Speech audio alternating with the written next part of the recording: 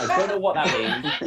It feels, if not sexually aggressive, it certainly feels disrespectful. But what I'm delighted to say was that if the person who put these nuts had written macadamia nuts, they would have won the quiz. And that is the price of disrespect, okay? By all means, metaphorically flash me in the quiz, but it's not going to get you a prize of between 50 and £50 in value. 8 out of 10 owners say their cat prefers whiskers. Rover.com says the most popular dog name in the UK was Bella. Almost no one got that, possibly flummoxed by my many clues. The final clue that I offered up in a fit of desperation was, I think it's a now defunct high street eatery, which is why, astonishingly, someone suggested that the most popular dog name in the UK is Patisserie Valerie. What you've done there is you've not listened to the question and you've just listened to the final clue and just done your very best. You see the odd Pat Val, in the park, but they're not number one. Eddie Murphy was in 2 of the 5 Dr. Dolittle films before they started being about his daughter, played by Kyla Pratt. The Push Me Pull You is a cross between a gazelle and a unicorn, and the oldest dog ever, the Australian cattle dog Bluey, lived to the age of 29. What? I can tell you, it's nice to see some young vets just impressed by how long dogs can live. Brackets if you do your jobs right. Now, the par score for this quiz appeared to be somewhere between 8 and 9. That's pretty much what all of you got. Vice President Welfare got only 6.5 and suggested that the most popular dog name was Zizi. George Bibbs was the legendary Patisserie Valerie. Caitlin Chetwood Caitlin Chetwood just gave up halfway through the quiz and got 4.5. Sad to see. Vila Blagoeva got 8.5, but obviously we're not allowed to participate anyway. Sam Fenton got 9.5. Who put these nuts? Ash got 11 with these nuts, but the winner was 12, and I'm afraid I gave it away with my first interjection, was Mikey Dean. Mikey Dean, the first people to put their answers in and the winners of the quiz. Look at that complete lack of reaction. Just no celebration, no surprise, just cold efficiency. Guys, it's lovely to see someone as ahead of the pack as you were, with 12 out of 20, not an intimidatingly large group. Did you enjoy the quiz? Yes. No, I'm not asking the losers, Mika. Mikey, we've established that it was quite a difficult quiz for a lot of people, both emotionally and academically. This is now just a private interview on the red carpet with Mikey and his harem. Guys, are you interested in a copy of Rory Cowlam's book? Absolutely. Yeah, we'll take any freebies we can get. Well, I mean, a freebie is one way of putting it. I'm not pals with Cowlam, so I will very much be paying for it. But it's a pleasure to. It'll tell you a little bit about his beautiful relationship with his cat Tripod, and not just the stuff that he blubs about to the mail. So there'll be that. Is there anything else you'd like to be? I've just seen that Mikey Keane's got a 4th person in the room. We do. Up until this point, that's very clever stuff. Actually, he's panned the camera out to reveal. Yeah, she's just making. There's 5 now. There's now 5 people. Making cups. When I began congratulating Mikey Keane, that's our maid. In his team. Unbelievable. Okay, it's a copy of Rory Cowlam's book coming to you, signed not by the author. I don't have that kind of power, but I'll happily write some abuse in the front cover. Mikey Keane, how do you want to provide me with your address at university? Do you want to do that via some sort of social media DM? Yeah, sounds good. Whatever suits you. Terrific news. How incredibly administrative and creepy that came across. So Mikey Keane's going to DM me his postal address so that I can send him Rory Cowlam's book so that he and his team can ignore it for the next 4 years of their lives. And the rest of you, it's been a pleasure to quiz with you. Thank you very much. And I hope to see you all again at some point in the future, but possibly not doing a quiz. Thank you. Goodbye. Thank you. Bye. Lovely stuff. And I think we can all be very relieved that I've just got the go-ahead to continue with the comedy, because all I was Googling right then was more snail questions. So we got very lucky. Are you all ready for your next act? Yeah. We'll all just go straight in with an applause after 3, and welcome to the screen, Jade Adams. Are you ready for this? Jade Adams is certainly ready for this. Okay, 1, 2, 3. Whoop, clap and cheer, and welcome to the screen. All I got was welcome to the screens and then nothing. Absolute silence. Hello, vets. Hello. Oh, As you can see, I'm in the back of a cab. I'm in the middle of filming an episode of Fake Taxi, and I just thought, even though I have moved over to porn since lockdown, I just thought how generous it would be of me to stop in the middle of shooting. The guy I was doing it with, just in front of me, actually is giving me a vat of cider as well. That's what you get paid in porn. I don't know if veterinary is going to go very well for all of you, but a few things I want to discuss. Number one, Ivo Graham's quiz, which I think's cheating. I'll be honest. I'm in the back of I'm in a service station on the M4 in the back of a cab, and he's done a quiz for you all. And I think the main reason I might be a little bit upset about that is because I got one question right, and that question wasn't the one that was all creatures great and small, because I said out loud all creatures good and small. So I fucked that, didn't I? I want to talk about Sam Fenton and these African snails just very quickly. Sam, you got given them by a friend of a cousin for free, and you decided to keep them. Yeah. I was given free stuff by a friend of my cousin called chlamydia. I wasn't happy about it. I want to keep it, mate. Also, just going to zoom in very slightly into Sam Fenton's background, because someone is a bit of a musical theatre buff back there. Look at that! Holy shit. Are you a homosexual, Fenton? Yes, I am. Yes, babe! Do love giving a gig to vets, but I'm loving that there's at least one homosexual here, because I know I'm home. Babe, have you seen all of those musicals then? Yeah. Dear Evan Anson, did you find it problematic? Because I did. Yeah, it has its issues. Did you watch it and there was someone fit playing Evan? Because I did, and that was very distracting, I'll be honest. Yeah. Yeah, you did. Right, what choices have we got here? You've got Les Miserables. Let's be honest, Sam, everyone likes Les Miserables. That's like saying Shawshank Redemption's your favourite film. Come on, mate. School of Rock, that's great. Jamie, fantastic. I can't see what that one in the middle is. That looks a bit like Star Wars, but it's not.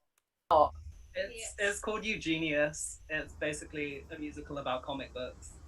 You need to more, babes. I know it's quite hard during lockdown. You've managed to take something really nerdy and something else really nerdy and find a beautiful middle of that Venn diagram in that musical about comic books.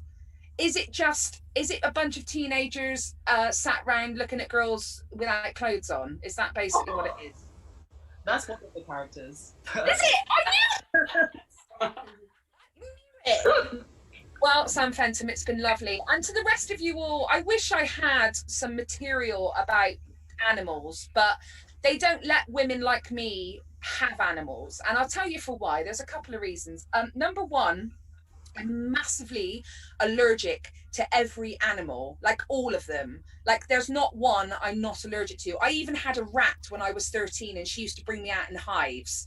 Like I've got like asthma. I'm the sort of person that if you invited me around your house and you've got an animal, I'd have to ask you questions like, do you hoover often? Do you have a carpet? I've had a few pets and it's never gone well. The first pet I had, I bought myself a cat. I thought, do you know what? I'll force myself into it. I'll become immune. I'm going to do it, right? And I got a cat. I named it Senator Augustus Aloysius Fabergé because I thought it was dead fancy.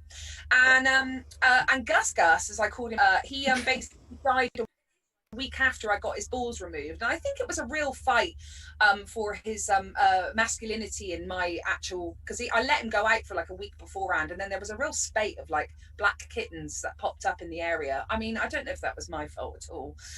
The second animal I bought a few years ago. I was living with a bunch of girls, and we bought a housemate a rabbit because she was lonely, and she called it Princess Pineapple Peeny Pint Penis Bun Bun the First. And I'll say it again so you know I didn't come up with it.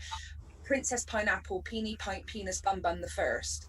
And here's the story about Princess Pineapple. Basically, Lizzie, her name is, she went away and she gave me the rabbit to look after, and she'd never done that before and was quite, I'll be honest, a little bit obsessive with it. Let's not talk about that though. And she left me with the rabbit, and then I got up in the morning to go out and see the rabbit in its cage, and the door was open, and I was like, uh-oh, there's a white rabbit roaming the neighborhood. Uh-oh, Princess Pineapple is escaped. So like I go into panic mode. I basically not only lost her rabbit, I went on her computer and used up all of her ink on her printer, printing off about 50 missing rabbit posters, and I added a picture of Pineapple because I thought there might be more than one white rabbit running around East London at the time. And I printed off all of these posters, and I had them, and I was like, I'm doing the right thing, and I was really proud of myself that I just got in straight away, and I knocked on the next door neighbor, and I was like, and it said white rabbit, it's got purple eyes, answers to Pineapple. And then I knocked on next door and I said, have you seen the rabbit? And he went, mm-hmm. And I went, oh, what's she doing? He said, she was with a fox when I last saw her. And I said, I suppose they weren't having a nice chat, were they?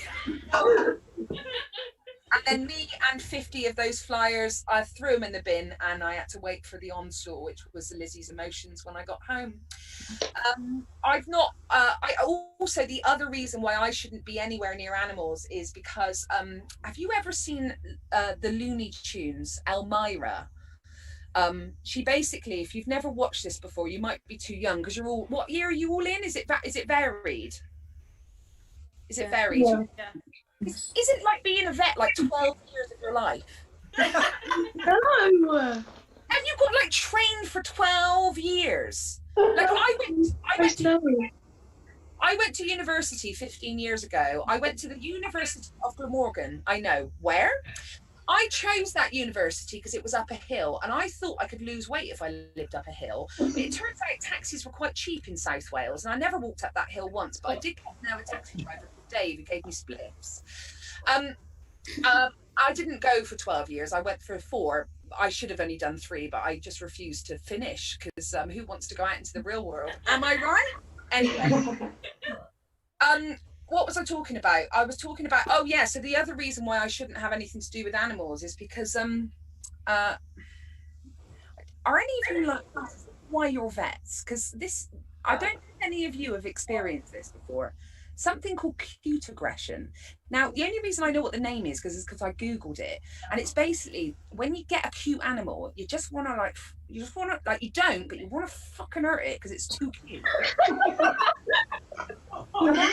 Am I a psychopath? Yes. This guy's gone.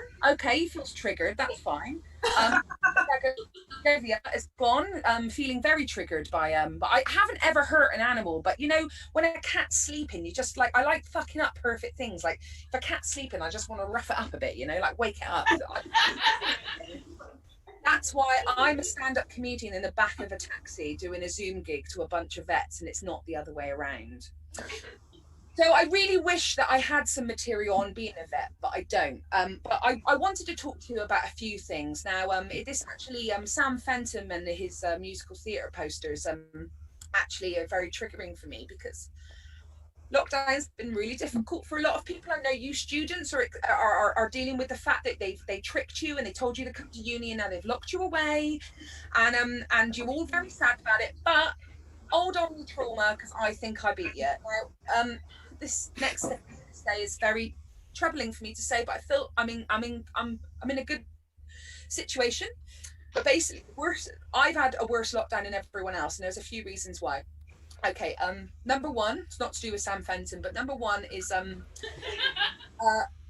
I used to start gigs. I did this whole opening. I'll show you this is what I used to do pre-COVID, right? Okay, I used to come on and I'd go, I wouldn't even say hello, it was super confident. I'd just go, Adele's arrived.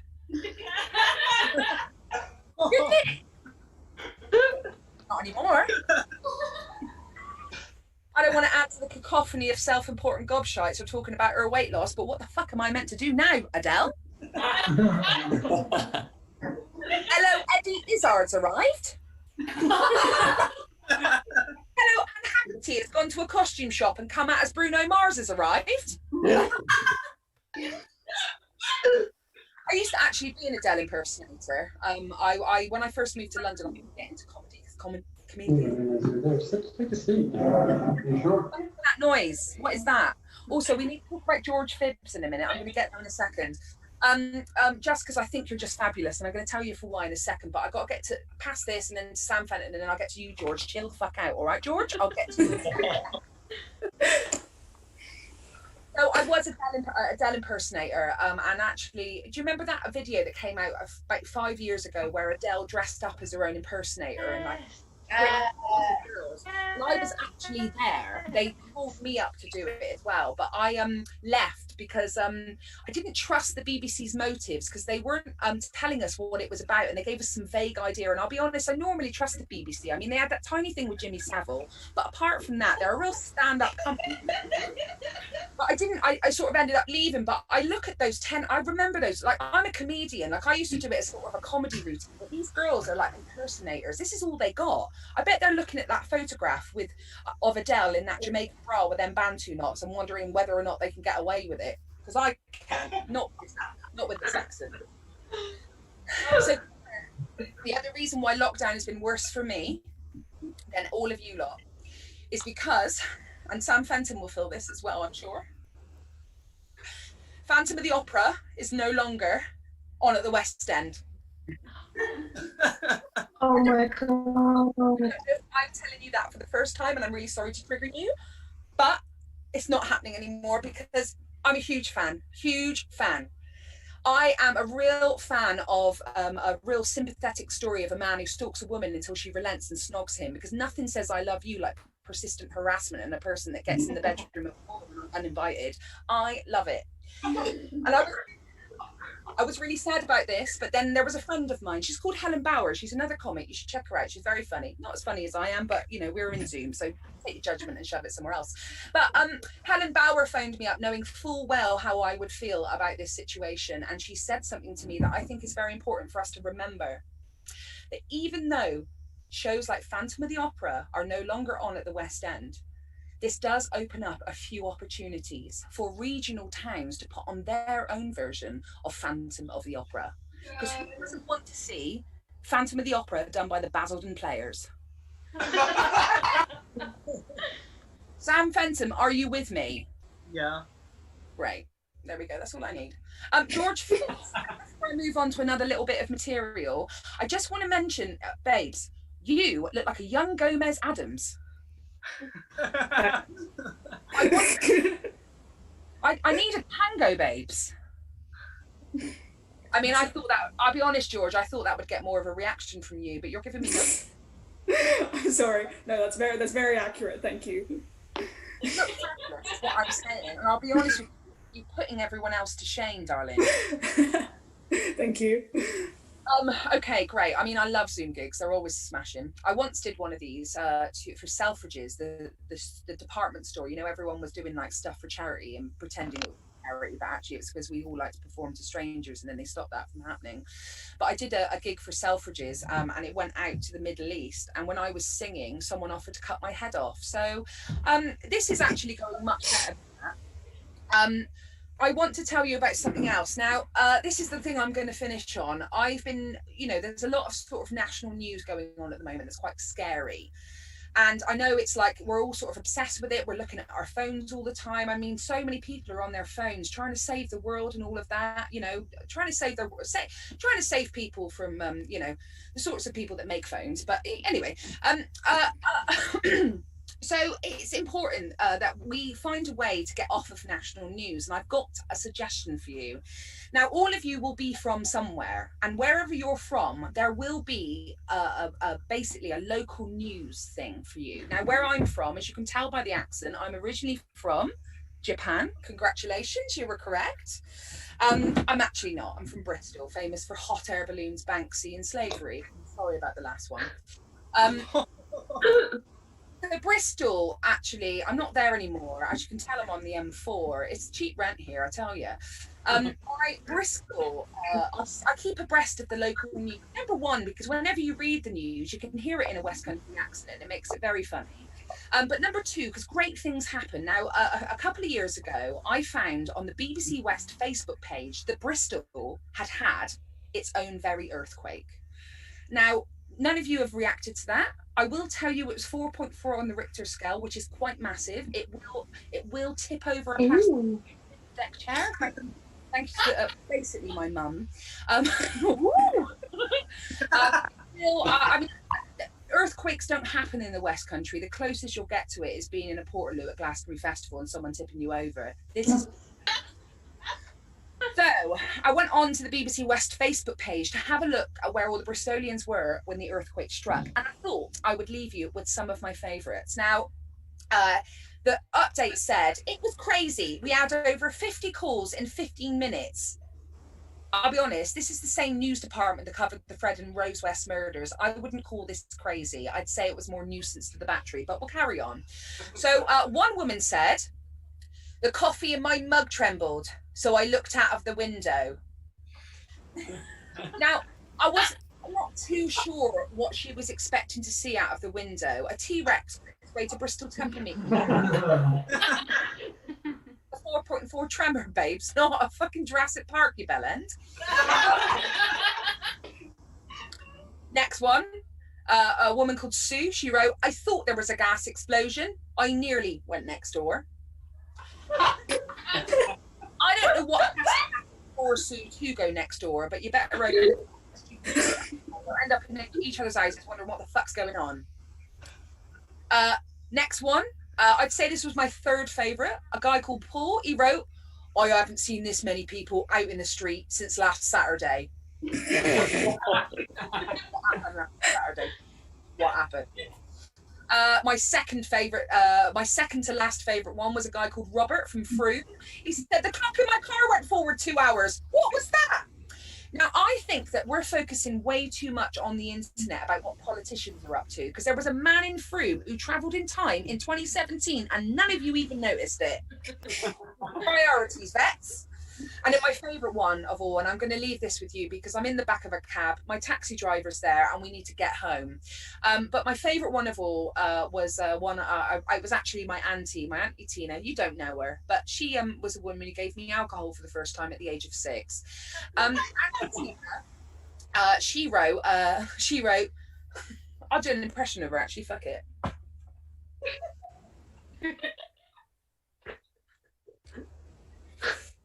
Well, they say when there's an earthquake that you need to get under tables. But me and Kev, we were in DFS and they don't do tables. Our Kev tried to jump under a puff.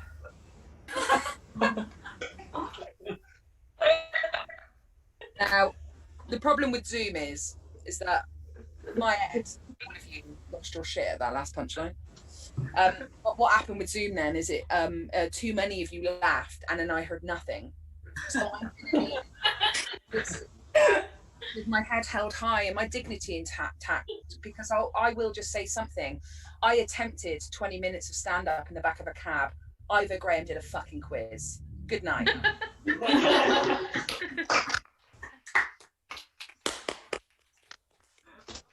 Give it up for Jade Adams.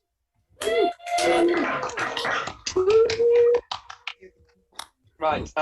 I'm aware that we are overrunning. Not that you have anywhere to be, but so we'll just continue straight on with the headliner. Miss Phil Wang. Vice President Welfare to start the applause this time. Just to make sure she's awake, if anything. Wait.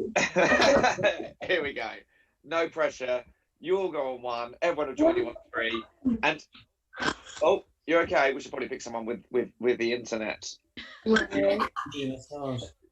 got no hands. Please pick someone else. No, it's okay. It's your laptop's buckled under the pressure.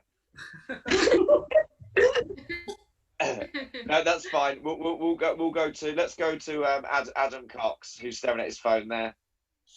No, it's all right, Adam. It's just my housemate's going for me at the moment. So if you want to wait for maximum applause, you should wait for it. You might be able to hear a flush. Okay, well that's all. We turn Cat. the speakers that's facing it. Phil Wang's waiting, mate. Come on. You have to tell people Phil Wang waited for me to do a wee. That'd be nice for you. And now it's not been my water. So, sort of slightly regretting heading this over to Adam Cox. He's sort of really running with the role, isn't he? Sort of not. He's sort of just taken over the gig. Well, Adam, if you want to just announce Phil Wang and clap and do the whole thing, if you want, I'll go and have my dinner. No. Right, so I'll go and have a wee if that's okay with you. I'm not going to get shouted back. Right. We assume it was a wee anyway. We won't go any further. Right. Okay. Well. You start the start the applause on 1, and everyone will join on 3. And welcome to the stage, to the screen, Phil Wang. Okay, 1. Okay, wait. We wait. Literally waited for you, and you still didn't clap. Okay, that's okay. No, that's fine. No pressure, but also a little bit of pressure because that might help. Okay. So the aim is that you're joining in on the 1. Okay, go ahead. We weren't just casually waiting for you to get back. Okay, right. 1, 2, 3. Continue to clap. Rupert here, and welcome to the screen, Phil Wang. Hello, vets. So good to see you. How's it going? I would have been here sooner, but that lady taking a shit. There's definitely a shit. I know the look of guilt when I see it. I know that look because I have that look every day. Lovely to perform for you vets. It's such a privilege to perform to you all you vets. I just want to, on behalf of the country, thank you for your services. Just kidding. That's just a classic joke about how veterans also you abbreviate to vets. Yeah, it's just you're gonna have to get used to that. But it's lovely to be here performing for a veterinary. I've never been able to get this right. Veterinary.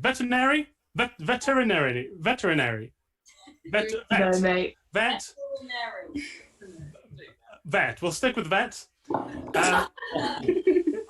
Now, everyone. So I'm quite late on in the gig, and so you've been milked as far as all the good background material goes. So Sam, we've heard all about your musicals and how George Phibbs looks like the Addams Family.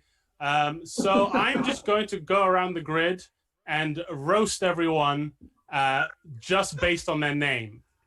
Okay, here we go. Because that's all I have at this point is just your name. Okay, here we go. We'll start with George Phibbs. George Phibbs, you're a liar? Wow, I've never heard that before. Yeah, I didn't say they'd be original. I just said I would do them. Taja Barber, you look like you need a haircut. Mikey Keane to be a dickhead. Adam Cox. Wang and Cox together at last. Not so much a burn that one. Kathleen Chetwood. Is it Kat or is it Lynn? Pick a name. Don't be greedy. Mika van der Westhuizen. Talk about greedy. Leave some letters for the rest of us. I'm just Phil Wang because I care. Louise. There we go. That's more like it. Vili Blagoeva. Yeah, don't have any of that. Sam Fenton. Fenton! Jesus Christ. George Robinson. Robinson, what are you, a juice?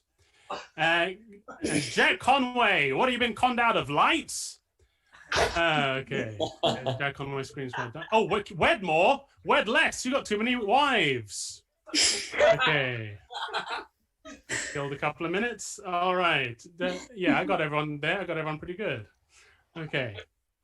You're going to have to steal some lotion from your clinics there to soothe those deep, deep burns. All right. So y'all mostly in London right now. So are you actually like, do you have to stay inside? You're not really being forced to stay inside, are you? No. Okay. So you don't have any like cute signs you put in your windows for passers-by? Okay. I got one that says Black Lives Matter, but then One that says Black Lives Matter. We've had some weird conversations. That's what we in the comedy industry call a comedy cul-de-sac. Okay. more looking for things like please send beer, just fun stuff, you know. But no, Black Lives Matter. Okay. Yeah, man. It's a good. I'm Phil Wang, if you don't know. I'm Phil Wang. Basically, when I was born, my parents called me Phil Wang, and it just kind of stuck. It's nice to be performing again, even over the internet like this. I'm just glad to be off my. I'm glad to be off my phone for 20 minutes. That's my main thing really now these days. I'm just glad. This is a microphone, by the way. It's not a dildo. Okay. I just realized I'm the only person who's had something just sticking out in front of his mouth like this. Could be a dildo. Nothing wrong with that. Okay. Yeah, man. I'm just glad to be off my phone. I don't trust my devices anymore. I don't trust my phone. I think my phone's up to something. I think my phone's evil. Like the other day, I was on my phone and I typed the word Nazis into my phone. You don't need to know why. I typed the word Nazis into my phone, all lowercase, right? Nazis, all lowercase. I was in a hurry. You know what sex thing's like? You gotta be quick, right? And instantly my phone autocorrected the lowercase Nazis to replace the N at the beginning with a capital N, as if to say, hey, have some respect.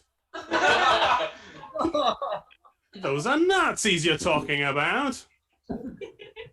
Phil Wand. I saw a real life Nazi in the tube in the London Underground. I don't know if you've been on the Underground, you guys. Yeah, a couple of fans of the Underground. Well, I saw my first ever Nazi in the wild on the Underground. I knew that traveling on public transport was dangerous right now, but I had no idea there are Nazis down there. I was on the Hammersmith and City line, the most fascistic of the lines. And you know it's fascistic because if you look at a map of the Hammersmith and City line, you can see that it goes far right. I am proud of that joke, and it only works here. But I was sat on the Underground, and sat next to me was this guy. He sat down, his blonde hair, you know, and it was a stereotype. He was correct to the stereotype, and he had shaved sides and had a swastika tattooed just over his right ear, just like a little cute little swastika there. But he was also wearing a face mask, so obviously not all bad, you know. Very interesting. Here is a guy, I thought, who hasn't yet made his mind up about the value of human life. But then I thought, you know, at the very least, I really have to give it to this guy with a swastika on his head and a coronavirus face mask.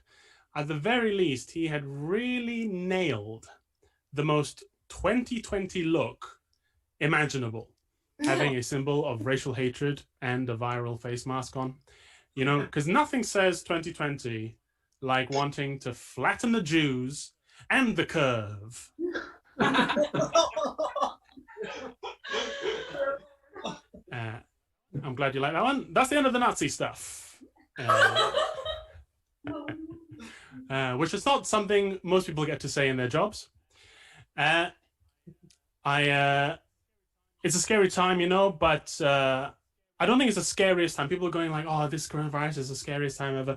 I don't think it's the scariest time ever. It's just that the danger that we have to face now with the pandemic is just the most abstract that danger has ever been. And that's why we're freaking out, because it's hard to put a finger on a virus. It's hard to see where it's at, you know? And I feel like threat has been becoming more and more abstract over this century. Because like, you remember at the beginning of the century, like danger and threat was very like tangible. It was clear what it was.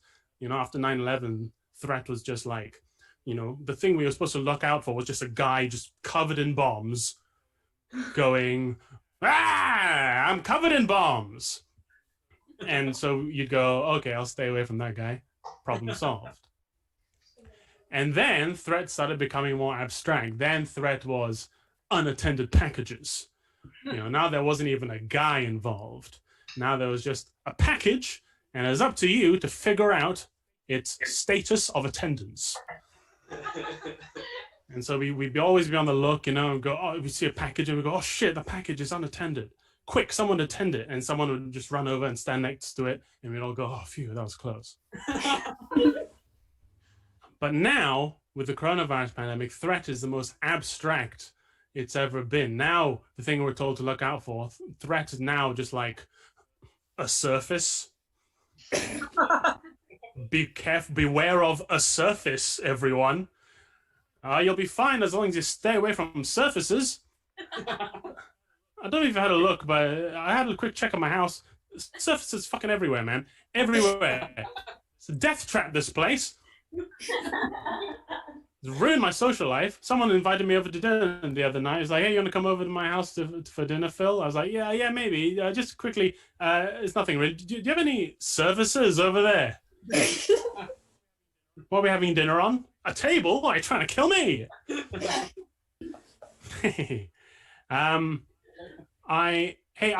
You can, as vets, you can tell me, is because of this, how this virus started, is bat science like cool now? Is that like, we've got to figure out how these bats work? Is it like a real bat boom? Is it a boom for bats at last? It's kind of tricky for me, you know, the idea that this pandemic started because a Chinese person ate something weird is like the worst nightmare for Chinese people living here, because that used to be just like, yeah, sister, yeah, yeah, because this used to be like just sort of a racist stereotype that Chinese people ate weird things, but now it's literally the biggest story in the world, and we all have to go, yeah, maybe it's true actually. Basically, there are two types of Asians in the world. I mean, there are more than that, but if you had to break all of Asia down into two halves of Asians, there's two types essentially. There's cricket Asians. Now you all know which Asians those are. Don't even have to explain it to you. And then there's the eats weird shit Asians. And now that's very much my half of Asians. It's been put into stone by this. Because like I had firsthand, like sister here. Where are you British BBC? No, I was born in Hong Kong. Born in Hong Kong. Hey, at least all the stuff there is fine right now. Pretty chilled out. It's all chilled out vibe in Hong Kong. But I went to mainland China at the end of last year. I went to mainland China. Unrelated, I promise. I went to mainland China and I went to a food market. This isn't sounding good, I'll give you that. It's not sounding good. But I went to a food market and one of the stalls just sold like critters, like deep fried, like lizards and snakes on sticks, and they put chili and salt on them. And I ate a whole bunch. I ate like a tarantula. I tried to eat half of the tarantula, but they're actually very chewy. I don't know if anyone here has eaten a tarantula before. It's very hard to, so I just ended up just downing the whole thing like I was a legend.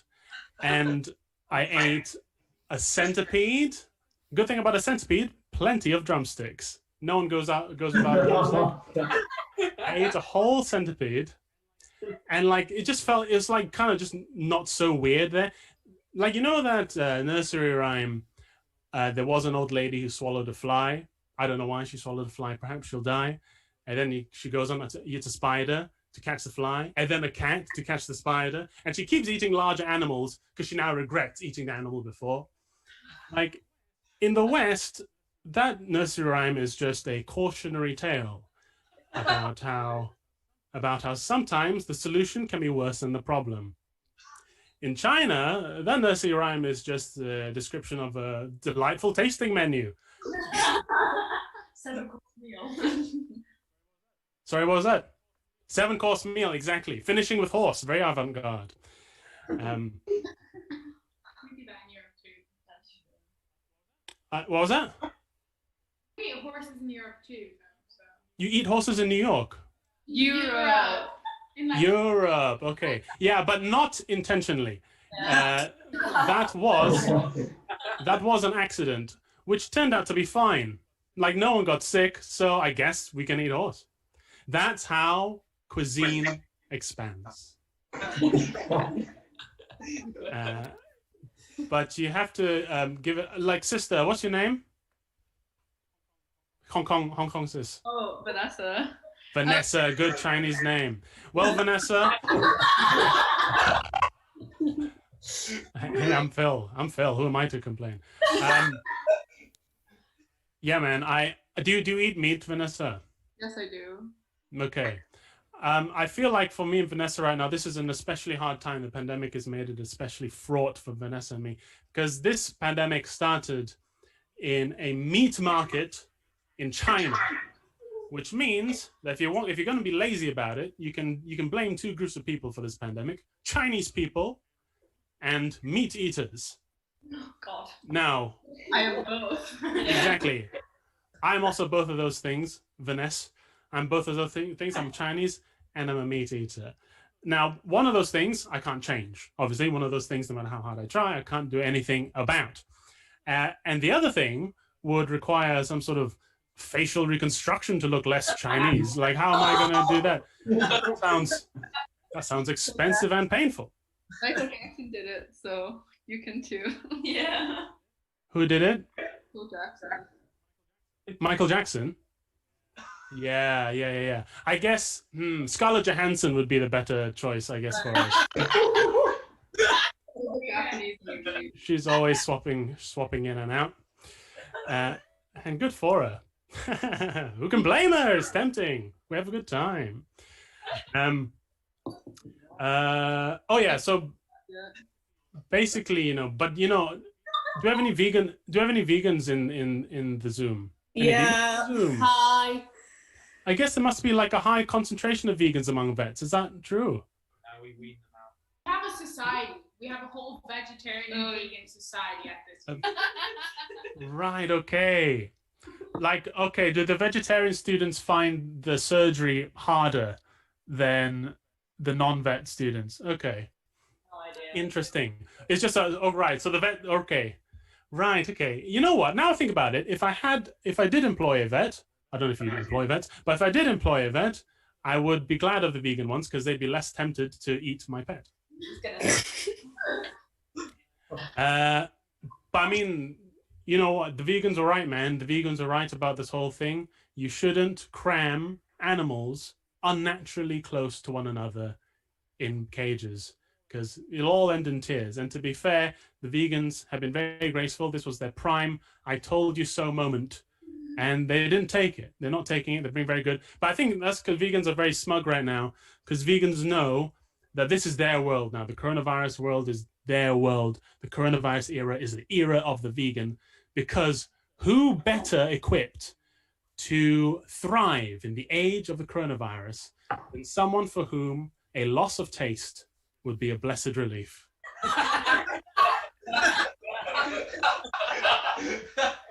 I've tested positive, baby. Pass me the mushroom burger. Oh, God.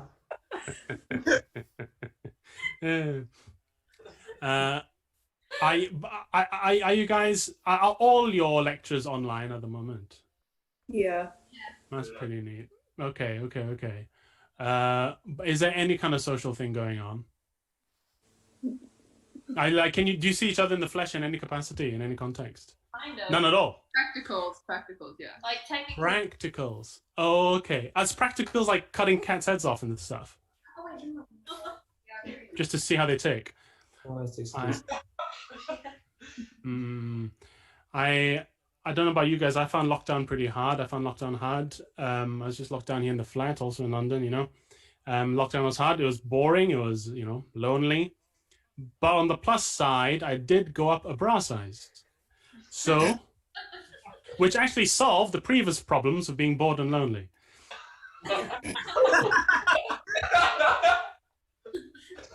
Life finds a way. Mika's table, I can see you looking confused. Basically, the joke is that my breasts got bigger and that made me feel less lonely. It's not a great joke, but it's something. It's something in these terrible times. Or a boyfriend. We're not judging. Sorry? Get a girlfriend or a boyfriend. Get a girlfriend or a boyfriend. Thank you very much for heckling in such a 2020 manner. That's the only heckling that I'll accept is completely inclusive heckling, everyone. All right? If you're going to call me a piece of shit, call me a piece of piss too. Call me everything.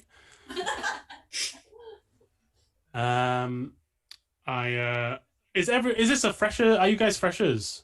Yes. No. Sorry, some of you guys have been around. Hey, if you've been studying vet science for a long time, do you get to call yourself a vet? It's very much that's just the first joke again, really. If you. That's bad. Thanks. I had a three-legged cat. This is a weird thing. When we got it, it was a normal four-legged cat. Call us traditionalists, but we bought a four-legged cat and we named it Achilles. In retrospect, we were dooming it. And this is the weird thing. It came back a couple of years later. No, I mean, it lived with us those years. It didn't just leave first day like ciao guys and come back 2 years later. I mean, like, it stayed with us, and then 2 years later, it came back one day and it was just dragging one of his left front leg. Was dragging it, and it had to get amputated. We had to cut it off. Not personally. We went to one of your good people, and then we found out that Achilles' ankle was his left ankle. Isn't that weird? And Achilles, our cat, lost its left leg. Just a little story there about nominative determinism. That is where the parallels with Achilles end. I don't think in the Iliad Achilles ever shat in the house. It really is just the leg thing. I hope you guys are at the very least enjoying your youth. It's a beautiful, magical time to be locked indoors all day. You have all that energy, and you can really put it into your cooking and your wanking, as I did. I didn't even do the cooking when I was at uni. If it's any consolation, watching you now is not so different to my own social life at university, and there wasn't even a pandemic going on. You will probably get through this year going to as many parties as I did in my entire 4-year course. No, I don't have a girlfriend now. I never said I didn't have a girlfriend. I merely implied it. I say she's my girlfriend. I've not asked her yet. No,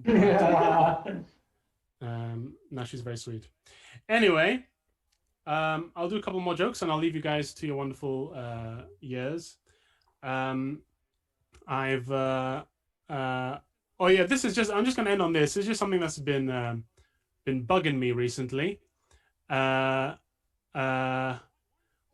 is it called a desert island? It's been pissing me off. This all lockdowns. It's not a desert. It's an island. You know, because like an island's the opposite of a desert. Like, what's the problem with a desert? Not enough water. What's the problem with an island? Oh, Too much water. It's the opposite problem. Why is it called a desert island? It's fucking bullshit. Every time Desert Island Discs comes on the radio, I punch the fucking window, man. I get so angry. It's not because like a desert's all sand. You know, an island's not all sand. And some of an island's sand, sure. Before you interrupt, some of an island's sand, but that's only on the perimeter of the island is sand, and that's the beach. And we love the beach. We don't like the desert, but we love the beach. We never normally confuse the desert with the beach. We go on holiday to the beach. We say, oh, let's go down, have a nice day at the beach. You know, we never say, oh, let's go down to that tiny desert between the sea and the car park. Pisses me off, man. Yeah, that bit's not very good. It doesn't really make any sense. It kind of takes too long to go anywhere. The first time I did that bit about the desert island was on the TV show 8 out of 10 Cats. Sorry, Ivo. I first tried it at 8 out of 10 Cats. I didn't watch the show, but I've been reliably informed that the desert island bit did not make the final edit. But hey, as my motto goes, what's not good enough for Channel 4 is good enough for the Royal Veterinary College of University of London. Hey, guys, thank you so much for hanging out, man. Hope you have a safe trip home tonight. Stay safe, yeah. Get a cab. The tube is not safe right now. It's full of Nazis. And general advice, just for university years, wear a condom. Always wear a condom. No matter what you're doing, actually, just wear a condom. I'm wearing 2 right now, just to be safe. Always wrap up. You never know. Okay. Thank you guys so much. Thank you guys so much for hanging out, and best of luck and all my love.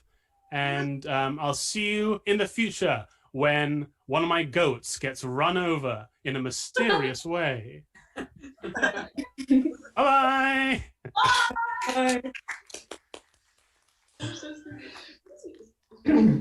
Hey, get up for Phil Wang.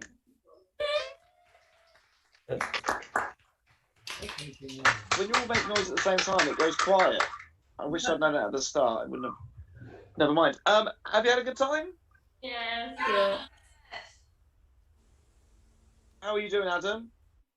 Yeah, good. A bit sad. Happy with everything? You've gone quiet. A bit sad about my water. Got wet feet. But other than that, good. See you there, Adam.